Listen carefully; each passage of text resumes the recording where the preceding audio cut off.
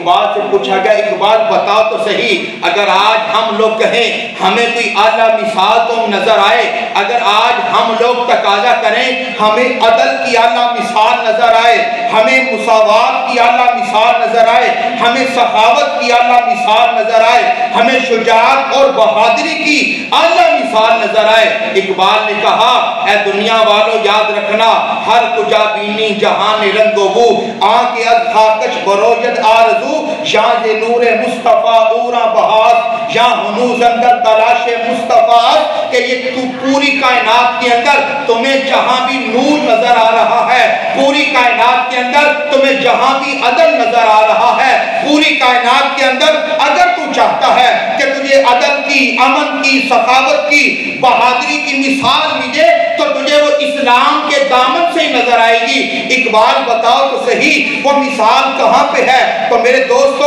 وہ 1400 سال پہلے جب آپ کے اور میرے کریم آقا مولا صلی اللہ تعالیٰ علیہ وآلہ وسلم ایک جنگ کے موقع پر ہے تو ایک صحابی نے جو عرض کر دیا یا رسول اللہ آپ نے ایک موقع پر، میں نے قمیض نہیں پہنی تھی، آپ نے مجھے چھڑی لگا دی تھی، وہ چھڑی مجھے لگ گئی، تو میرے کریم آقا نے آگے سے یہ نہیں فرمایا کہ میں تمہارا نبی ہوں، کیا تم مجھ سے بدلہ لوگے؟ میرے دوستو میرے کریم آقا نے اپنی پشت کو حاضر کر دیا اور اسے کہا اے میرے غلام آؤ اور آ کر تم اپنا بدلہ لے سکتے ہو۔ میرے دوستو حضرت عمر فاروق رضی اللہ تعالیٰ عنہ منبر پر کھڑے ہو کر جب آپ نے وہ قمیض پہنی تو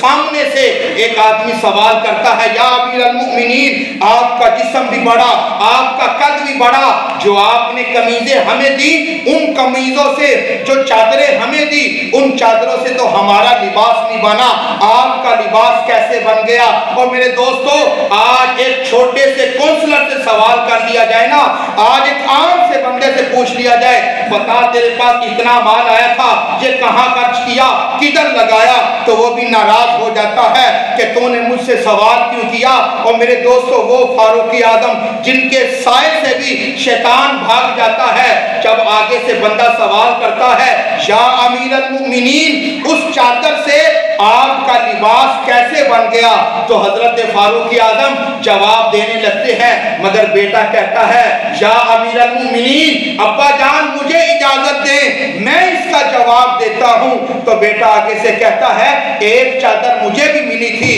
جو میری چادر میرے حساب سے بڑی تھی، میں نے اپنی چادر سے حصہ اپنے باپ کو دیا، ہم دونوں کا کپڑا ملا تو ہمارا سوٹ بن گیا، میرے باپ کا سوٹ بن گیا۔ اور میرے دوستو جب مسلمانوں کے امیر، جب اعلیٰ عہدوں پر فائز لوگ جب مسلمانوں کا مال اس طریقے کے ساتھ استعمال کریں گے، جب پاس طریقہ یہ ہوگا تو پھر معاشرہ امن کی مثال بن جاتا ہے، پھر معاشرہ سکون کی مثال بن جاتا ہے، پھر افراتفری، پھر غبن، دھوکہ، فرار، اس سے معاشرے کی حفاظت ہو جاتی ہے۔ اس سارے منظر کو دیکھتے ہوئے اقبال نے کہا ہر کجا بینی جہان رنگ و بو، آنکھ از خاکش بروجد آرزو، شاہ نور مصطفیٰ اورا بہاس، یا ہنوز اندر تلاش مصطفیٰ، کہ کائنات کے اندر تمہیں جہاں بھی کوئی خوبی نظر آ رہی ہے، کائنات کے اندر